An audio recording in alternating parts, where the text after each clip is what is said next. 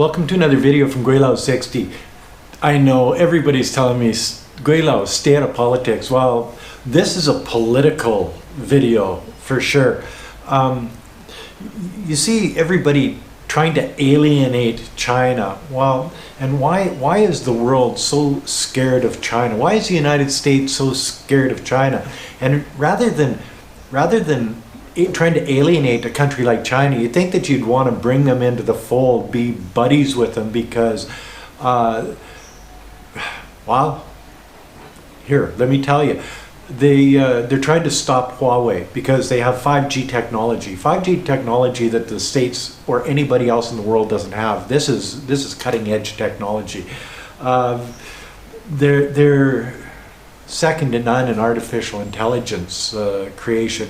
Their technology, they are way ahead of anybody in the Western world.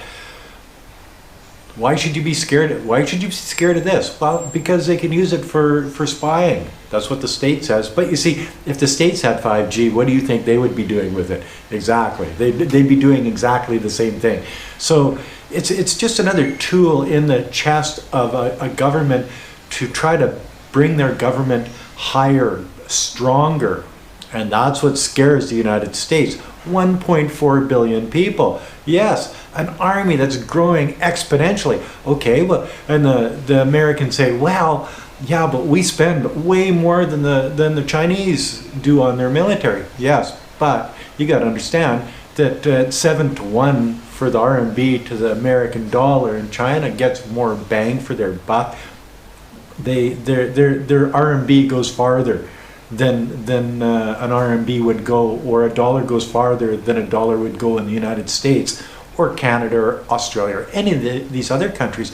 So they can go further with less cash. Oh yes, China wants to bring back their glory days of old, when they ran and conquered and owned, let's say owned, the entire South China Sea. And they're building islands, the Spratlys and stuff like this.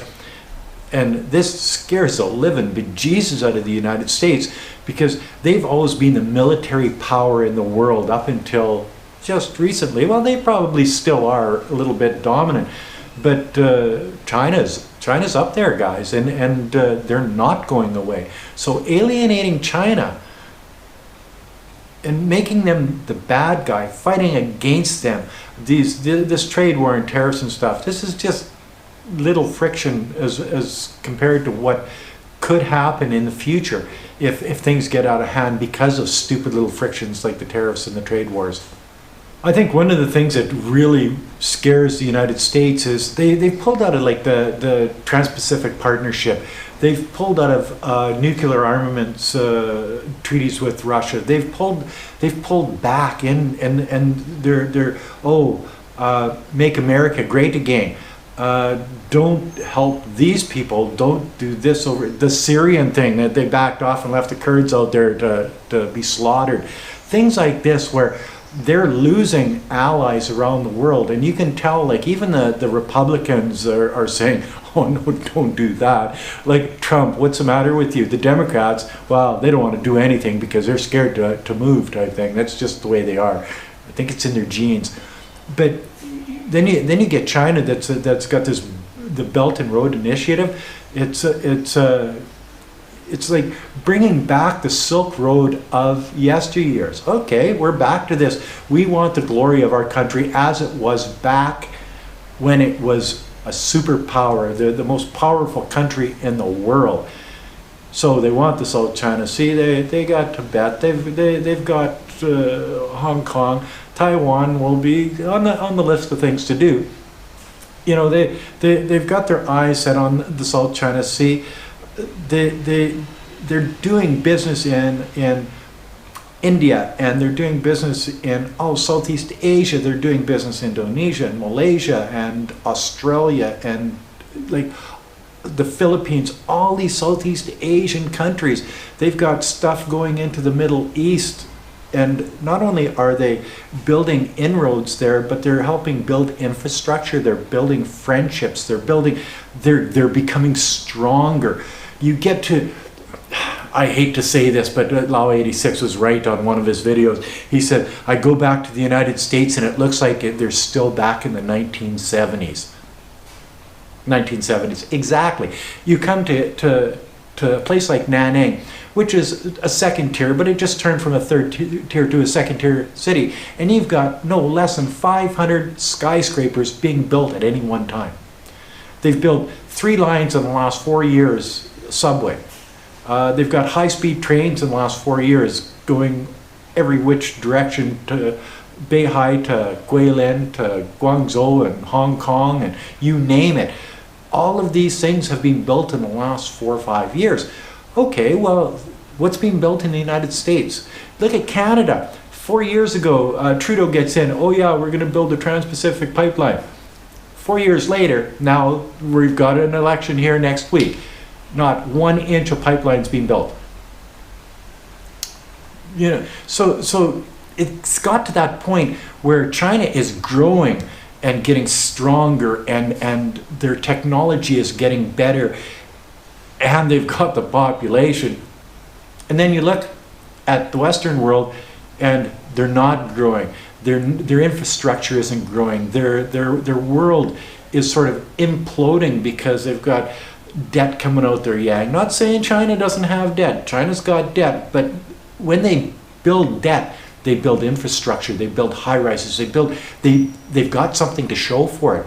Where the United States has, well, we won this war, or we tied this war, or, you know, we spent all this money in Iraq or Afghanistan. Well, it's not doing you no good. You get the Canadian government that gives all this frickin' money away to all these different places, and Scheer is right. Cut the corporate welfare, cut the money going to dictators and governments that Canada doesn't believe in. But that said, when China has got this Belt and Road Initiative and they're making all these inroads, and Canada's pulling back, the United States is pulling back, Britain is leaving, the European Union, you got a comedian running the frickin' Ukraine, you got some narcissist businessman that's got no political background running the United States, and you got a part-time drama teacher running Canada. What the fuck's going on here, guys? Like, seriously. And you've got a lifelong, hardcore politician in China running China. Yeah, somebody that knows what he's doing, has views, and it's not just him, it's all of the people that work for him, for the communist government here in China. They say, we want to go this direction. Then they find ways to go that direction, where in the States and Canada and all these other places, they can't get 1 inch of pipeline built. The universities in China have been said that they're not the best, they're not the highest quality. So what does China do? They send students all over the world, their top students all over the world, to these really high-class universities, and they get taught there in English. They know what's going on. They get worldly. They get educated. And what do? They come back to China and use the skills that they've learned in these foreign universities to better China. You see, back in the day, back when nobody wanted to be in China because China was what Trump says, a shithole country, and a lot of the comments say, oh, China's a shithole. You haven't been here if you think China's a shithole, because this place is more modern. There's a second tier city that just turned from a third tier city like Nanning is more modern than anything that we've got in North America. Guaranteed. The high rises, the infrastructure, just everything. So anyway, back to what I was saying. All of these students go abroad and they bring all this knowledge back to China. Yeah, do you think this scares the Western world? Like, it's not 2 or 10 or 1,000 students, it's hundreds of thousands of students. This is one that scares me too. The Chinese landed on the dark side of the moon. What are they doing over there? Hey? Like really, just think the conspiracy theory. So, China's populating the dark side of the moon. China is now, why would they land on the dark side of the moon? I guess because nobody else has done it, so they figured out. But you see, they have the technology to do this. That's the thing. That's what scares the Western world. Some of the things that China is doing now, like the electrical vehicles that they're building, and like Hainan Island has a mandate by a certain day to have no more gas vehicles on the island. Why? Because it's a tourist place. They don't want pollution. They're getting better at fixing the pollution problem here in China. Sure, during the Industrial Revolution in Britain, they had lots of pollution too, and they figured out how to do it, and it took them 100 years. Here in China, they're doing it in a couple decades, figuring out, oh, we've got a pollution problem, okay, we're fixing it. And they're figuring out ways to fix it. Do you think these are the students that came out of Beijing University or MIT or whatever? Do you think all of that knowledge and education came from China, or did it come from all these other universities around the world? Or is it a conglomeration of a bunch of these universities? See, the States doesn't send their students to China, to Afghanistan, to Australia, to Switzerland, to France, to all of these different places and learn all of these different things from all of these different universities. No, they don't. They say, oh, our universities are best. You know what I mean?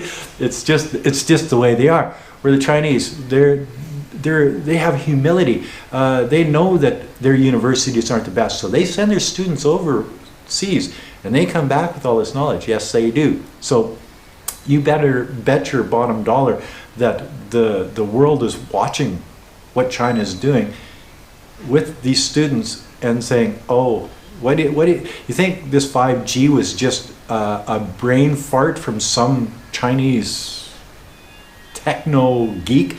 No, it probably came from a whole bunch of these educated people from all around the world, but with Chinese descent. They came from China.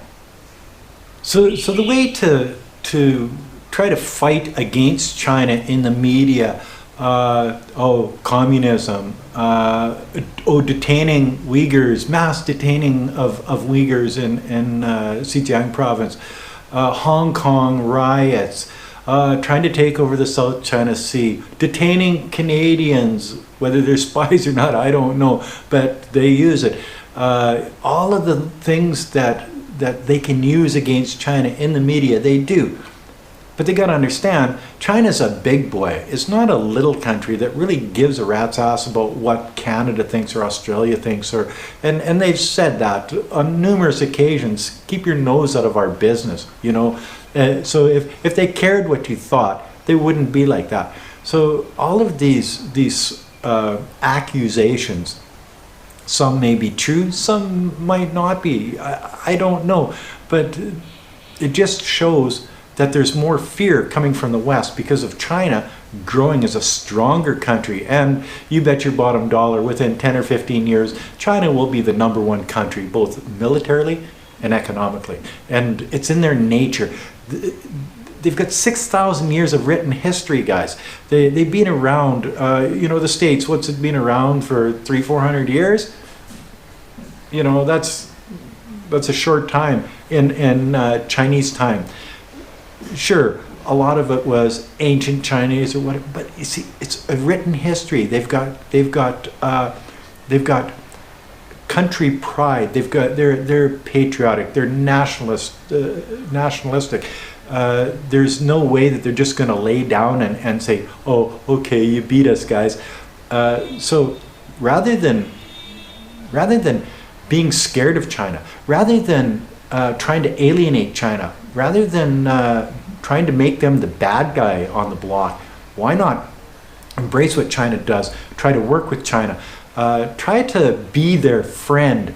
You might not see eye to eye on everything, but this total crazy frickin' rhetoric from somebody like Trump that just hates China with a passion, and it's all about money. It's not all about money. Well, for Trump, it's all about money, but it's more about growing the country. If the states used the money, because the states has more money, if the states used the money for what China uses their money for, just think how the American roads would be, how their high-speed trains and their subways and their cities and their high-rises and all of these things. How do you think it would be in the United States? Would it be a nice place to live, a nicer place to live, or would it be still the shithole Chicago with 3,000 shootings in a year? Think about it. In Nanning, there is no shootings. It's got 3.5 times the population of Chicago. There's no shootings here. Why? Because there's no guns. Oh, but it's our right to carry a gun. Good for you. Oh, the government will take us over. So you don't even trust your own government, but you're trusting them to tell you all the lies about another government. It just doesn't make sense. So I guess the question is, should the Western world be afraid of China? Yes, you should be definitely afraid of China, because they have the infrastructure, they have the population, they have the education, they have the technology, they have the want and the will to be a stronger country. They won't be intimidated by somebody like Trump in the United States. They want to make inroads and do better economics around the world with the Belt and Road Initiative. They're growing exponentially in all different directions. I drove around Nanning City. I see it every day. And some people say, well, that's not the whole of China. Listen, guys, I did immigration work where I went to all parts of China for years and years and years, and the same thing is happening in every part of China. It's growing. We took a high-speed train from Shanghai to Hangzhou, and then flew to Hangzhou. The high-speed train, we never left the city. And that's like, I don't know, hundreds of kilometers away. So we're in the city for hundreds of kilometers. Yeah, you'll say, oh, the city's too big. Well, it probably is. But that's not the idea. The idea is that this place is huge. It's got the population, it's got the infrastructure, it's got all of those things. I don't know how far the city went because we flew out of Hangzhou and it was a cloudy day, but I would imagine that it probably went on for a lot longer than that. But what you want to do is not alienate these guys, because that's like alienating the kid that's big and it's going to get bigger, but he's not the biggest kid on the block yet, but he's going to be. And you're trying to alienate him, you're trying to piss him off. I don't think that's a smart thing to do. So yeah, you should be scared of China, but you shouldn't try to bash China. You should try to be China's friend. And I think if you figured it out and you followed a politician that did it that way, I told you, this is a political one, then I think the West would be better off. I think China would be better off. I think the whole world would be better off, because the two great economies of the world at this point is China and the United States. If they got together and worked together, it would make everybody better off. So anyway, that's another video from Gweilo 60. If you like this video, as always, like, comment, subscribe, push that share button, and hit the bell. Don't forget the bell. Oh, is that my brandy? You think I would do this without a brandy? A political video? Come on, you guys. Oh, and this is the first video in 2 years that I've sat in the living room of our place. And I sort of like it here. It's nice and quiet today. I would have been outside, but it rained like cats and dogs. Or Wei Fong would say, it rained like dogs and cats. But then, she's Chinese, everything is backwards. You know that. Anyway, have a good day. Bye now.